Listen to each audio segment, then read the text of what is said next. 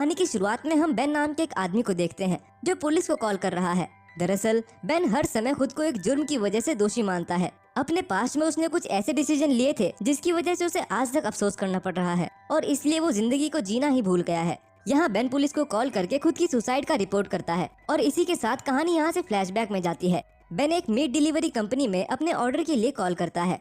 यहाँ इसका कॉल उनका sales representative Ezra Turner receive करता है जो कि अंधा है। बेन बात करते वक्त बहुत गुस्सा हो जाता है और गुस्से में एजरा को बहुत उल्टा सीधा बोल देता है, लेकिन एजरा बेन की सारी बातें चुपचाप सुनता है और पलटकर कोई भी जवाब नहीं देता, बल्कि उल्टा थैंक्स बोलकर कॉल कट कर देता है। कॉल कट होने के बाद बेन को बहुत अफसोस होता है और वह रोने लगता है क्योंकि उसने अपनी सारी फ्रस्ट्रेशन किसी और पर उतार दी थी जिसका उससे कोई भी लेना देना नहीं था। दरअसल बेन एक IRS एजेंट है, मतलब उसका काम है लोगों से कर्ज वसूल करना। बेन अपनी कंपनी के कंप्यूटर डेटा में एमिली नाम की एक लड़की के बारे में कुछ ढूंढ रहा होता है। यहाँ हमें पता चलता है कि एमिली की फाइनेंशियल कंडीशन कुछ ठीक नहीं है। वह ऑफिस से एमिली के घर का पता निकालकर उसके घर जाता है, लेकिन वहाँ उसे पता चलता है कि एमिली अब हॉस्पिटल में है, तो वह अस्पताल चला जाता है। अस्पताल के अंदर उसे लिफ्ट में एमिली दिख जाती है तो वो उसका पीछा करने लगता है। यहाँ उसे पता चलता है कि एमिली को एक दुर्लभ हार्ट की बीमारी है जिसकी वजह से उसको हार्ट ट्रांसप्लांट करवाना है, लेकिन एमिली का ब्लड ग्रुप रेयर होने की वजह से उसे कोई भी डोनर नहीं मिल रहा है। खैर,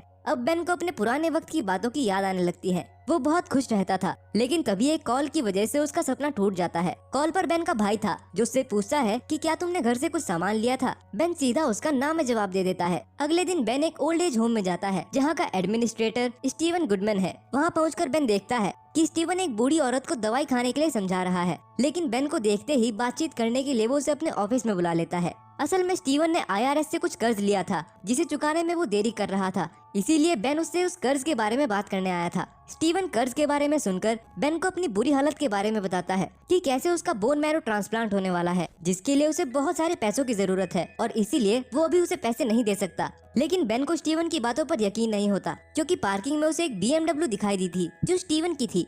अब बेन स्टीवन के ऑफिस से बाहर आकर उस बूढ़ी औरत से मिलता है जिसके साथ स्टीवन बात कर रहा था। बेन उस बूढ़ी औरत से स्टीवन के बारे में पूछता है तो वह बूढ़ी औरत उसे लिखकर बताती है कि स्टीवन उसके ऊपर बहुत जुर्म करता है और उसे नहाने नहीं देता। जिस बात को सुनकर बेन उस बूढ़ी औरत को खुद नहलाने ले जाता है और स्टीवन पर कोई रहम न खाते हुए उसे जल्द से जल्द कर्ज चुकाने के लिए बोलकर वहाँ से चला आता है। इसके बाद बेन सीधा अपने बचपन के दोस्त डैन मॉरिस से मिलता है और उसे अपने प्लान के बारे में बताता है। डैन बेन को यकीन दिलाता है कि समय आने पर वो उसके प्लान पर जरूर मदद करेगा। अब बेन उस हॉस्पिटल में जाता है जहां एमिली एडमिट थी। यहाँ एमिली जैसे ही बेन को देखती है उसे बेन पर शक होने लगता है, इसलिए वो बेन के पास आकर उसका पीछा ना करने के लिए बोलती है, लेकिन बेन एमिली को अपना कार्ड दिखाता है जिससे एमिली को यकीन हो जाता है कि ये एक IRS एजेंट है। एमिली ने भी IRS से कर्ज लिया हुआ था तो बेन उस कर्ज के बारे में बात करने आया था। एमिली बताती है कि वह अभी हॉस्पिटल से डिस्चार्ज हुई है तो अब उसके पास इतना पैसा नहीं है कि वो अपना कर्ज भी चुका पाए। बेन भी उसके ऊपर जोर ना डालते हुए उसे नो प्रॉब्लम कहकर चला जाता है। उस कमरे में जाकर वो एक न्यूज़पेपर देखता है जिसमें एक एक्सीडेंट में 7 लोगों की मौत की खबर होती है और यहाँ हमें पता चलता है कि उन 7 लोगों में सारा भी थी जो बेन की फियांसे थी।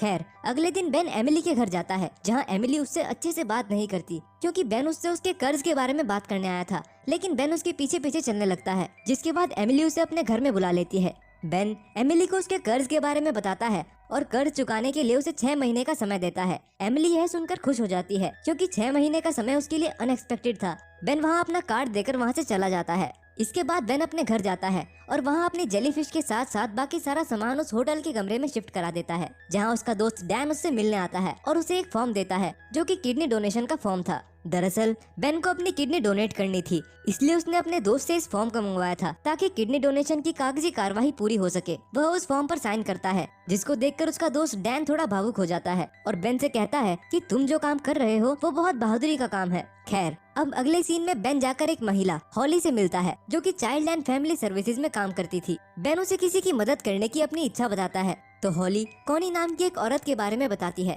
दरअसल कॉनी का पति उसे बहुत मारता था, लेकिन कॉनी अपने पति के खिलाफ पुलिस में शिकायत करने से डर रही थी। यह सुनकर बेन कॉनी की मदद करने उसके घर जाता है। कॉनी के घर में उसके पति के अलावा उसके 2 बच्चे भी थे। बेन कॉनी के घर जाकर अपना ID दिखाता है और उसको मदद करने का प्रस्ताव देता है, लेकिन कॉनी यह बात सुनकर गुस्सा हो जाती है और बेन को उसके घर से निकल जाने के लिए कहती है। बेन वहाँ से चला जाता है, लेकिन जाते जाते उसको अपना कार्ड दे जाता है। इसके बाद बेन एक हॉकी कोच से मिलने जाता है जिसको उसने मैच में देखा था। उसके पास जाते वक्त बेन को उसके भाई का कॉल आता है जो कि उस पर बहुत गुस्सा कर रहा था। बेन उसको अगले हफ्ते कॉल करने के लिए बोलकर कॉल कट कर देता है। अब बेन उस हॉकी कोच के पास पहुंचता है और यहाँ उसे पता चलता है कि कोच की एक किडनी खराब है और बेन ही है जो उसको अपनी किडनी डोनेट करने वाला है। वह कोच बेन का शुक्रगुजार था, लेकिन उसको समझ नहीं आ रहा था कि बेन उसके लिए ये सब क्यों कर रहा है। बेन बोलता है कि वह अच्छे लोगों की मदद करना चाहता है और उसके हिसाब से कोच एक अच्छे इंसान है। अब बेन उस अंधे सेल्स रिप्रेजेंटेटिव के पास जाता है जिसके साथ उसने कॉल पर काफी बदतमीजी से बात की थी। वो चुपके से उसे देखने लगता है और उसको यकीन हो जाता है कि ये एक अच्छा आदमी है।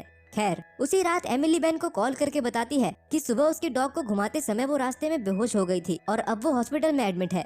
यह बात सुनकर बेन हॉस्पिटल की ओर जाने लगता है और वो रास्ते में एमिली को एक कहानी सुनाने लगता है ताकि एमिली को अच्छा लगे। कहानी सुनते सुनते एमिली सो जाती है। सुबह जब उसकी आंख खुलती है तो वो बेन को अपने बिस्तर के पास पाती है। दरअसल बेन पूरी रात वहाँ था, तो एमिली इसके लिए उसे धन्यवाद करती है। तभी डॉक्टर आकर एमिली को उसके हेल्थ कंडीशन के बारे में बताती है। वो बताती है कि एमिली की तबीयत बहुत खराब है और अब उसके पास अधिक से अधिक 6 हफ्तों का समय है। वो एमिली को एक पेजर देती है और बोलती है कि अगर पेजर बीप करता है तो समझ जाना कि हार्ट ट्रांसप्लांट के लिए एक डोनर मिल गया है। इसके बाद बेन हॉस्पिटल से एमिली के कुत्ते के साथ घर वापस आ जाता है। घर में उसको कॉनी का कॉल आता है। कॉनी वही है जिसको उसका पति मारता था। वो कॉल पर बेन को बोलती है कि उसके पति ने उसको फिर से मारा और अब वो चुप नहीं रहना चाहती। बेन उसकी मदद करने के लिए उससे मिलने जाता है और उसको एक पेपर देकर वहाँ से अपने बच्चों के साथ एक जगह जाने के लिए बोलता है। बेन की बात मानकर कॉनी उस जगह चली जाती है। जब कॉनी बेन के दिए हुए पेपर को देखती है तब उसको पता चलता है कि उसको बस उस पेपर पर साइन करना था और उसके बाद ये बीच हाउस जो बेन का था उसके नाम पर हो जाएगा। ये पढ़ते ही कॉनी रोने लगती है और खुशी से उसके आंसू निकल आते हैं और वह पेपर पर साइन कर देती है। वहीं बेन भी अब तक एमिली के काफी करीब आ चुका था। एक दिन वो एमिली को उसके कुत्ते के साथ घुमाने ले जाता है। अब बातों ही बातों में एमिली बेन से उसकी पास्ट लाइफ के बारे में पूछती है और क्या वो किसी से प्यार करता है ये भी पूछती है। लेकिन ये सुनते ही बेन अचानक गुस्सा हो जाता है और एमिली के साथ गुस्से और बदतमीजी से बात करने लगता है। खैर, इसके बाद जब बेन को इस बात का रियलाइजेशन होता है तो वो अपनी इस हरकत के लिए शर्मिंदा होने लगता है और माफी के तौर पर एमिली के गार्डन को साफ करने लगता है। एमिली ये देखकर उसे माफ कर देती है और उसे अपने घर में बुला लेती है। एमिली पेशे से एक प्रिंटर थी जो मैरिज कार्ड प्रिंट करती थी। वो बेन को अपना स्टूडियो घुमाने ले जाती है जहाँ सभी मशीनों में खराबी आ गई थी। इनमें से एमिली की एक पसंदीदा मशीन थी जो कि पूरी तरह खराब हो चुकी थी। घूमने के दौरान एमिली बेन को अपने सपनों के बारे में बताती है, लेकिन वो जानती थी कि उसके पास अब ज्यादा समय नहीं बचा है। बेन एमिली की दिल की बात को समझ जाता है और रात में चुपके से आकर उस प्रिंटर मशीन को ठीक कर वहाँ से चला जाता है। बेन रोज की तरह अस्पताल जाता है और देखता है किसी को मदद की जरूरत है या नहीं। वहाँ उसे एक बीमार बच्चा दिखता है जिसको बोन मैरो की जरूरत थी, तो वो उसे खुद की बोन मैरो डोनेट कर देता है। अब जब बेन उस होटल रूम में था तब एमिली उसको फोन करके डिनर के लिए बुलाती है और बेन समय पर तैयार होकर उसके घर पहुंच जाता है। वो दोनों इस रात बहुत एंजॉय करते हैं, साथ खाना खाते हैं जो एमिली ने खुद बनाया था। वे डांस भी करते हैं। इसके बाद बेन एमिली को उसके स्टूडियो में ले जाता है जहां एमिली देखती है कि उसकी मशीन अब ठीक हो चुकी है, जिसे देखकर वो बहुत खुश हो जाती है और यहाँ दोनों एक दूसरे को किस करते हैं। तब बेन को याद आता है कि वह एमिली के लिए एक गिफ्ट लाया था जो उसकी कार में ही रह गया है। वो गिफ्ट लेने के लिए कार के पास जाता है, लेकिन वहाँ उसको अपना भाई मिलता है जो कि बेन पर बहुत गुस्सा था। और यहाँ हमें पता चलता है कि हम अब तक जिसको बेन समझते हुए आए थे उसका असली नाम टिम है और उसके भाई का नाम बेन था। टिम कोई भी एजेंट नहीं था बल्कि उसका भाई बेन एजेंट था और टिम अब तक बेन का नाम यूज करके खुद को IRS एजेंट बोल रहा था। टिम अपने भाई को देखकर उसे सब कुछ सच बताने का वादा करता है और अभी उससे थोड़ा टाइम मांगता है। यह बोलकर वह एमिली के पास चला जाता है और अपने प्यार का इजहार करता है और यहाँ वे दोनों इंटीमेट होने लगते हैं। बेन मतलब टिम अब एमिली को खुद से भी ज्यादा प्यार करने लगा था, इसलिए वह एमिली को अब हर हाल में बचाना चाहता था। वो जाकर पहले एमिली के डॉक्टर से मिलता है और उससे पूछता है कि क्या हमें अभी कोई हार्ट डोनर मिल सकता है। डॉक्टर उसे साफ साफ बोल देती है कि इसका चांस बहुत कम है। यह सुनकर टिम अपने दोस्त डैन को कॉल करता है और उसे प्लान फॉलो करने के लिए कहता है, जिसको सुनकर डैन रोने लगता है। टिम वापस एजरा को कॉल करता है और उससे पहले की बातों के लिए माफी मांगता है और बोलता है कि वो उसके लिए एक गिफ्ट छोड़कर आया है। ये बोलकर वो अपने बाथ टब को आइस से भर देता है और पुलिस को कॉल करके खुद के सुसाइड की शिकायत करता है।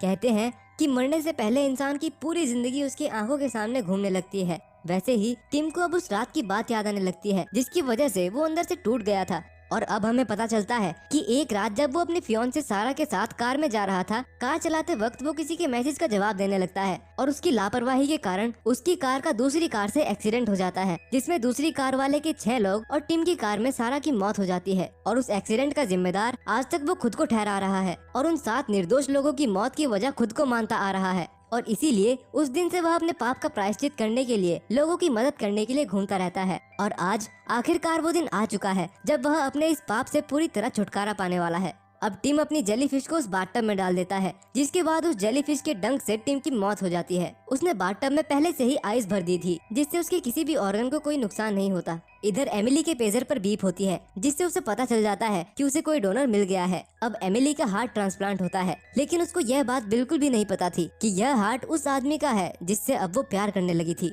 टिम का दोस्त डैन और उसका भाई दोनों बहुत दुखी होते हैं। टिम अपने उस पाप के प्रायश्चित में 7 लोगों की मदद करना चाहता था, और जिन जिन लोगों की भी उसने मदद की वो उन सभी के लिए एक एक पत्र छोड़कर गया था। बेन एमिली को मिलकर टिम के बारे में सब सच बताता है, और ये भी बताता है कि टिम ने अपना सबसे पहला ऑर्गन बेन को ही डोनेट किया था।